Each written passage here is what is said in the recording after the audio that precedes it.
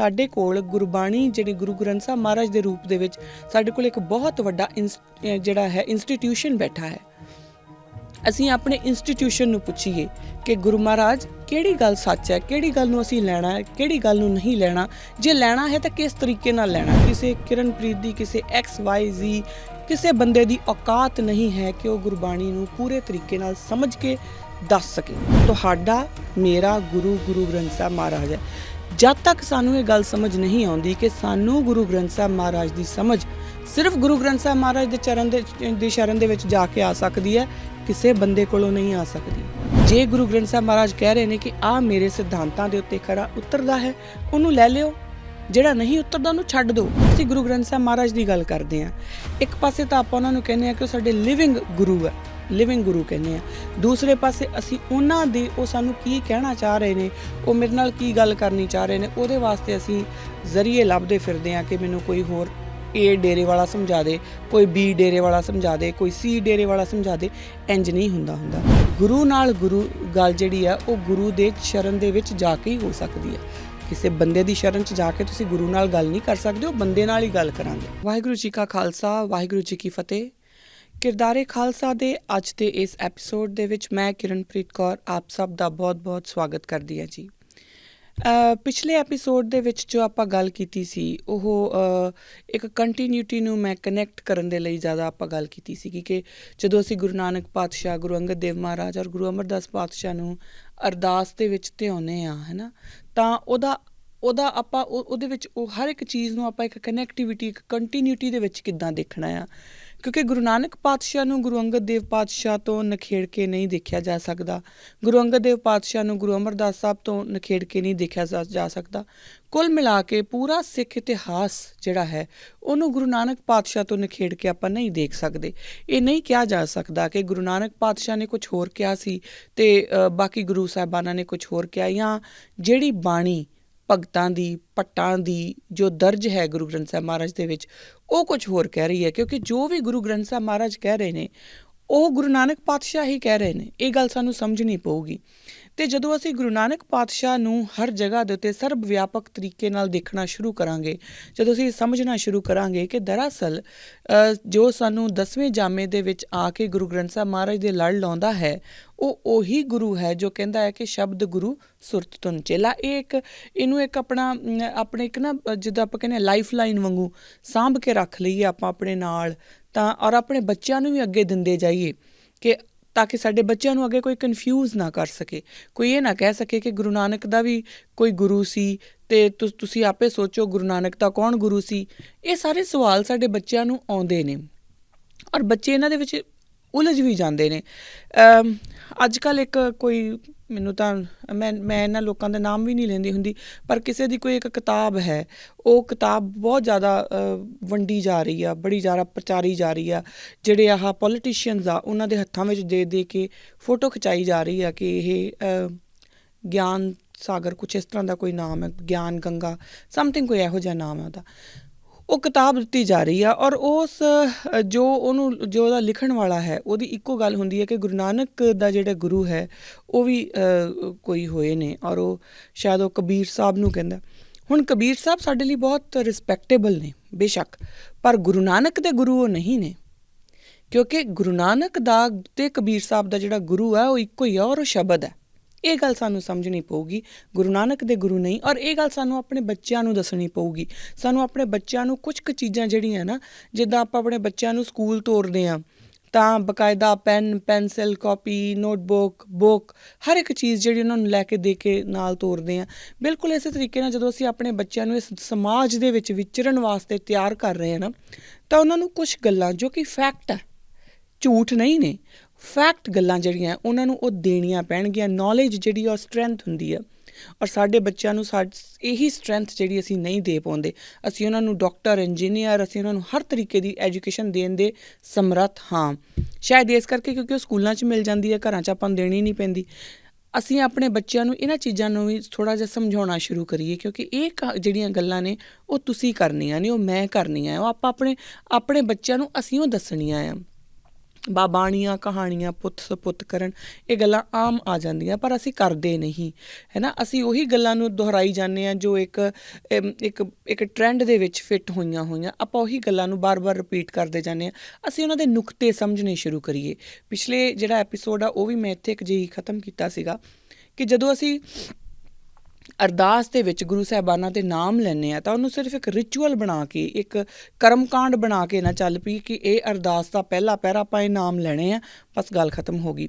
ਅਸੀਂ ਹਰ ਇੱਕ ਗੁਰੂ ਦੇ ਜਦੋਂ ਸਾਡਾ ਧਿਆਨ ਗੁਰੂ ਨਾਨਕ ਪਾਤਸ਼ਾਹ ਵੱਲ ਜਾਂਦਾ ਹੈ ਤਾਂ ਅਸੀਂ ਉਹਨਾਂ ਦੇ ਕਿਹੜੇ ਜਿਹੜੇ ਸਿਧਾਂਤ ਉਹਨਾਂ ਨੇ ਸਾਨੂੰ ਦਿੱਤੇ ਹੈ ਉਹ ਵੇਖਣਾ ਹੈ। ਗੁਰੂ ਅੰਗਦ ਦੇਵ ਪਾਤਸ਼ਾਹ ਵੱਲ ਸਾਡਾ ਧਿਆਨ ਜਾਊਗਾ ਤਾਂ ਉਹਨਾਂ ਸਿਧਾਂਤਾਂ ਨੂੰ ਗੁਰੂ ਪਾਤਸ਼ਾਹ ਨੇ ਕਿੱਦਾਂ ਦ੍ਰਿੜ ਕਰਵਾਇਆ, ਉੱਧਰ ਜਾਣਾ ਚਾਹੀਦਾ। ਗੁਰੂ ਅਮਰਦਾਸ ਪਾਤਸ਼ਾਹ ਦਾ ਆਪਾਂ ਨਾਮ ਲਵਾਂਗੇ ਤਾਂ ਬਿਲਕੁਲ ਉਸੇ ਤਰੀਕੇ ਨਾਲ ਸਾਨੂੰ ਫਿਰ ਦੇਖਣਾ ਪਊਗਾ ਕਿ ਇਹ ਕਿੱਦਾਂ ਕੰਟੀਨਿਊਟੀ ਵਿੱਚ ਕਿਵੇਂ ਸੀ। ਔਰ ਸਾਡੇ ਬੱਚਿਆਂ ਨੂੰ ਇਹ ਬੇਸਿਕ ਚੀਜ਼ਾਂ ਬੜੇ ਟਿਪਸ ਦੇ ਉੱਪਰ ਹੋਣੀਆਂ ਚਾਹੀਦੀਆਂ, ਉਹ ਦੱਸ ਸਕਣ ਕਿ ਗੁਰੂ ਨਾਨਕ ਅਤੇ ਗੁਰੂ ਗੋਬਿੰਦ ਸਿੰਘ ਮਹਾਰਾਜ ਅਲੱਗ ਕਿਉਂ ਨਹੀਂ, ਉਹ ਦੱਸ ਸਕਣ।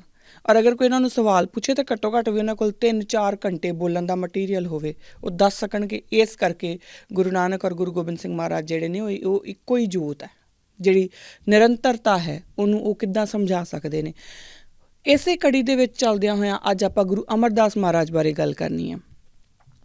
ਪਿਛਲੇ ਐਪੀਸੋਡ ਦੇ ਵਿੱਚ ਮੈਂ ਜਿੱਥੇ ਆਪਾਂ ਇਹ ਗੱਲ ਛੱਡੀ ਸੀ ਉਹ ਇਹ ਸੀਗੀ ਕਿ ਗੁਰੂ ਅੰਗਦ ਦੇਵ ਪਾਤਸ਼ਾਹ ਅਤੇ ਗੁਰੂ ਨਾਨਕ ਦੇਵ ਪਾਤਸ਼ਾਹ ਦੀ ਆਪਾਂ ਗੱਲ ਕਰ ਰਹੇ ਸੀਗੇ ਕਿ ਕਿਸ ਤਰੀਕੇ ਨਾਲ ਜੋ ਗੁਰੂ ਨਾਨਕ ਦੇਵ ਮਹਾਰਾਜ ਨੇ ਸਾਨੂੰ ਸਿਧਾਂਤ ਦਿੱਤੇ, ਗੁਰੂ ਅੰਗਦ ਦੇਵ ਪਾਤਸ਼ਾਹ ਨੇ ਉਹਨਾਂ ਹੀ ਸਿਧਾਂਤਾਂ ਨੂੰ ਦ੍ਰਿੜ ਕਰਾਉਣ ਦੇ ਲਈ ਆਪਣੀ ਜੀਵਨ ਜਾਂਚ ਦੇ ਵਿੱਚੋਂ ਸਾਨੂੰ ਕਿੱਦਾਂ ਉਹ ਜੀ ਕੇ ਉਹ ਜਿਹੜੇ ਸਿਧਾਂਤ ਨੇ ਉਹ ਜੀ ਕੇ ਸਾਨੂੰ ਦਿਖਾਏ ਨੇ। ਹੁਣ ਉਹ ਤਾਂ ਹੋ ਗਿਆ ਕਿ ਸਾਡੀ ਉਹਨਾਂ ਨੇ ਮੈਂਟਲ ਪ੍ਰੈਪਰੇਸ਼ਨ ਕਰ ਦਿੱਤੀ, ਫਿਜ਼ੀਕਲ ਪ੍ਰੈਪਰੇਸ਼ਨ ਵਾਸਤੇ ਵੀ ਮੱਲ ਅਖਾੜੇ ਖੋਲ੍ਹ ਦਿੱਤੇ। ਹੁਣ ਨੈਕਸਟ ਸਟੈਪ ਆਉਣਾ ਸਾਨੂੰ ਸਾਈਕੋਲੋਜੀਕਲੀ ਸਮਝਾਉਣ ਦਾ।